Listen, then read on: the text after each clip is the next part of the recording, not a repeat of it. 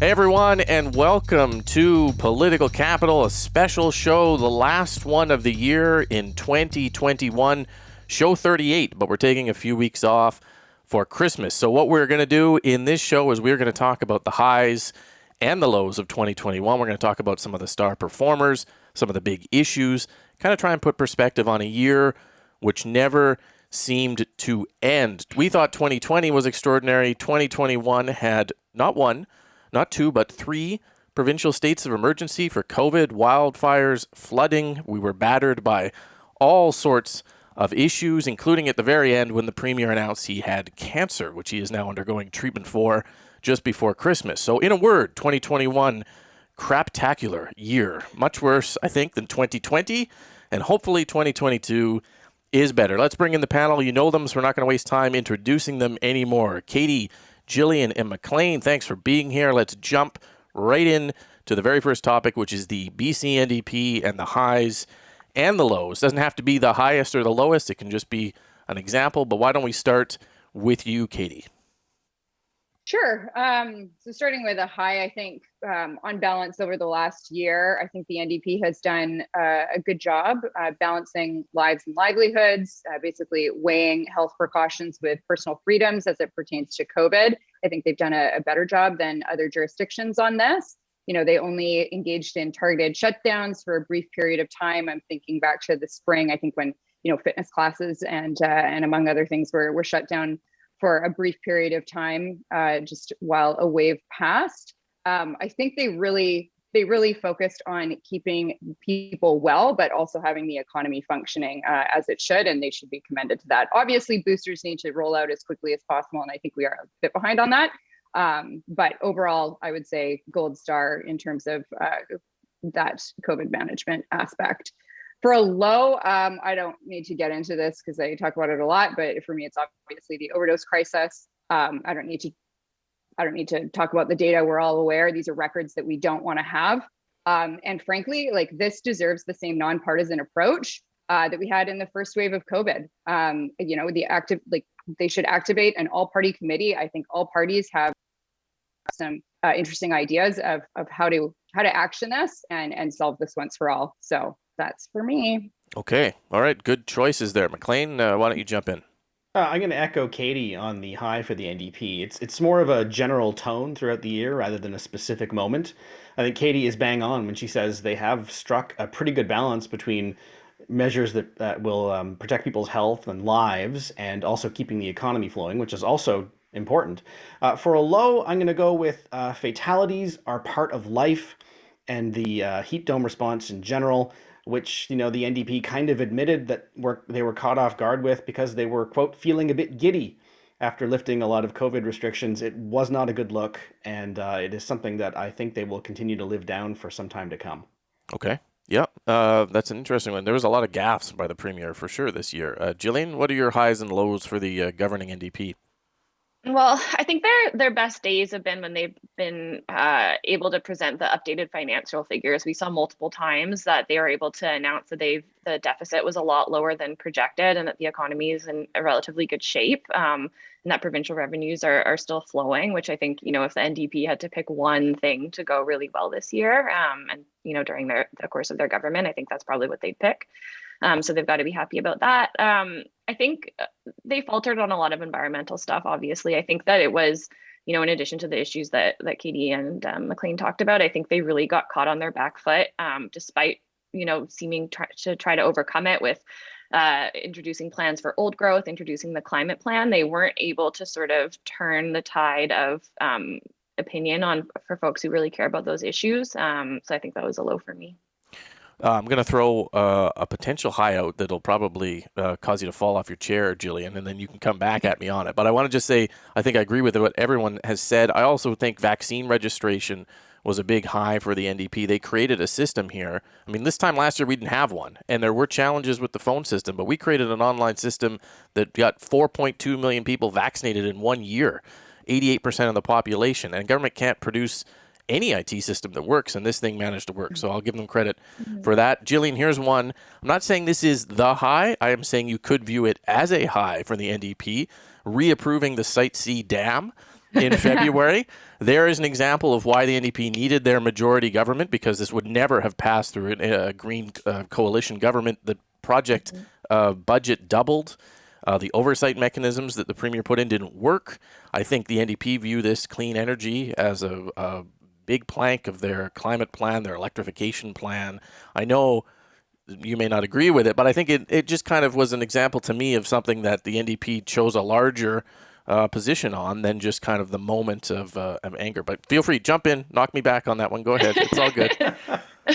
Well, I think like we talked about at the time, I don't know if they had, like they're so far down the road on Site C, I don't know if there was another decision to be made at the time, but I mean, we'll see what that final figure ends up as and if how big of a win it is in terms of spending billions of dollars. Like 16, may not have been needed. Yeah, 16 billion now, and it's going to be, certainly, I think it's going to go up from that as well. So yeah. And just to clarify, that was February 2021, not 57 years ago, as it feels like. I was surprised when I went back and read about Site C when we were talking about that in February. Yeah. It's amazing to think that we were, but anyways, you'll hear that a lot in the show about how crazy long a year it was.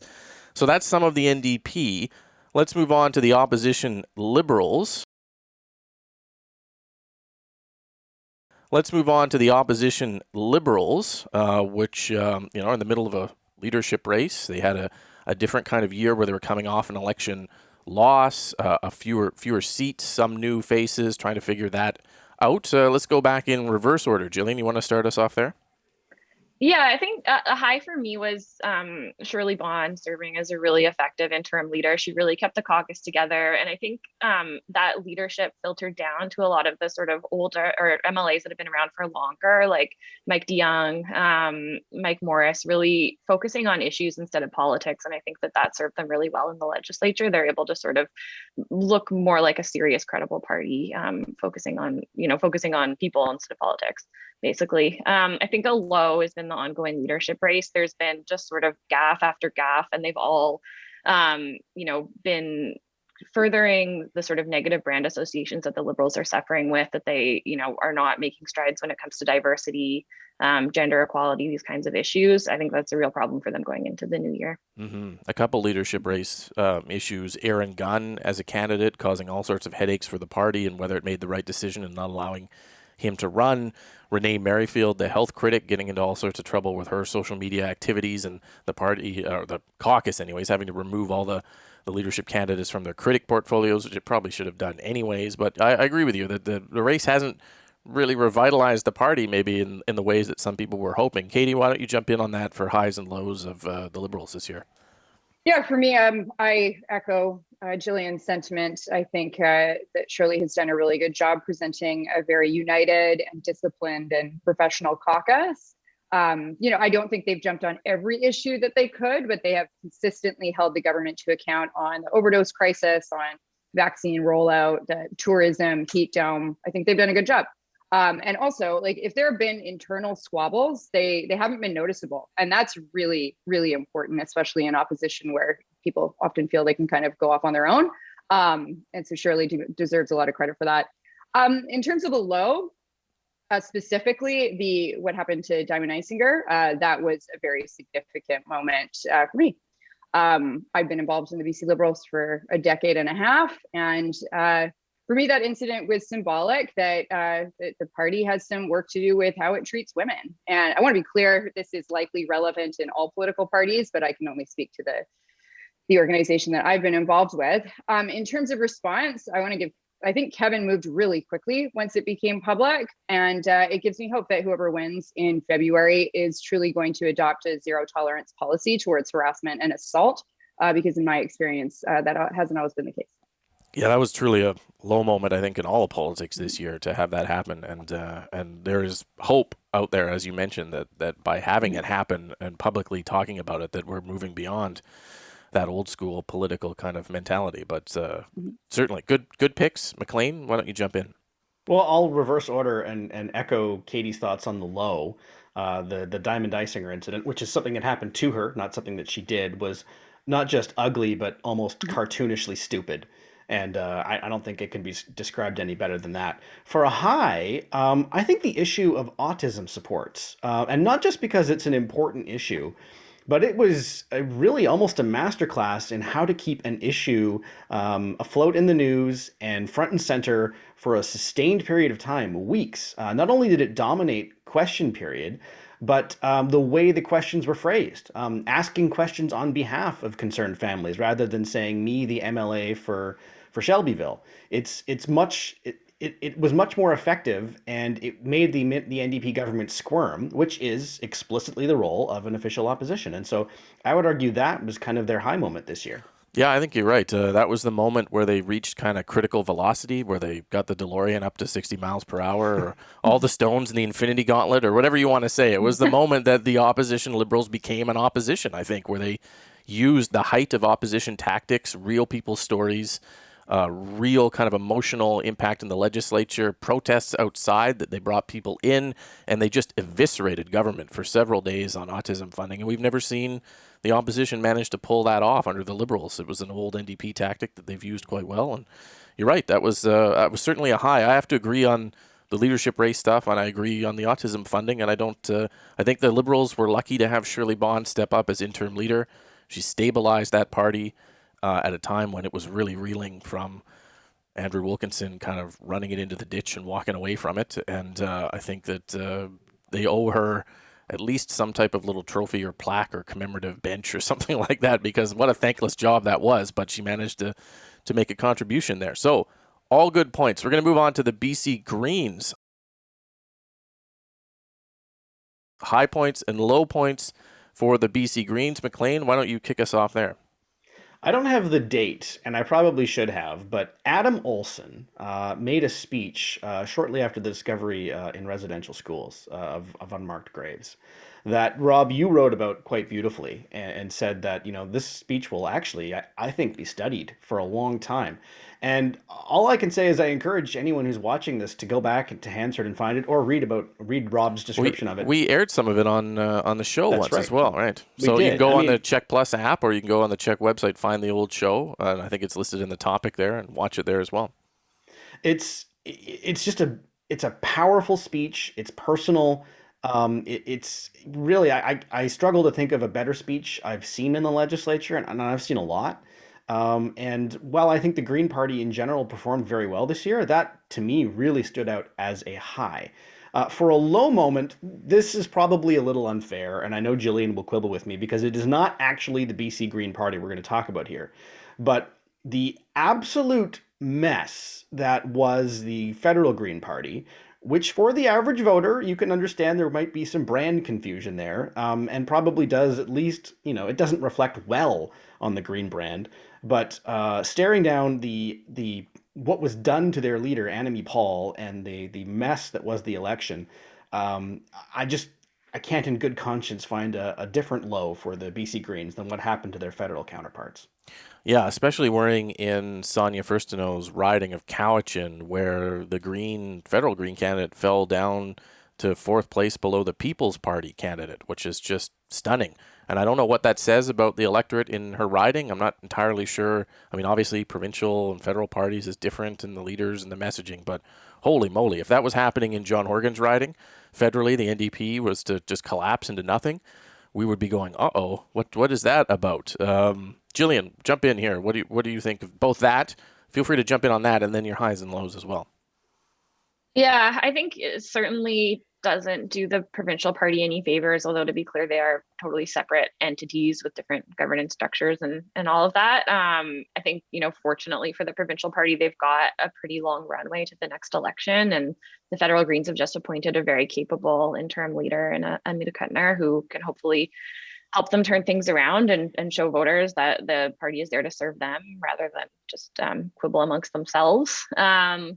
But I think, that the provincial Greens did a good job distinguishing themselves outside of the minority government. The awareness of the party prior to the minority government was fairly limited. They had a new leader just a week before the snap election. And I think that Sonia Furstenau has done a really good job of sort of putting her stamp on the party, talking about issues that aren't just environmental issues, although they were really strong on old growth. And I don't think we would have seen as much attention paid to that issue had there not been a strong presence on that in the legislature. I think that it's hard for the NDP to take those issues for granted when there's, when there's opposition on those issues. For Lowe's, I think that it's kind of the other side of the coin of losing that influence within the minority government. I think that that's been an adjustment for them. We've seen them repeatedly issue calls for collaboration, for the NDP to work with them, and the NDP just repeatedly ignoring them. So I think that, going from that place where they had influence in the minority government to only having the powers that you have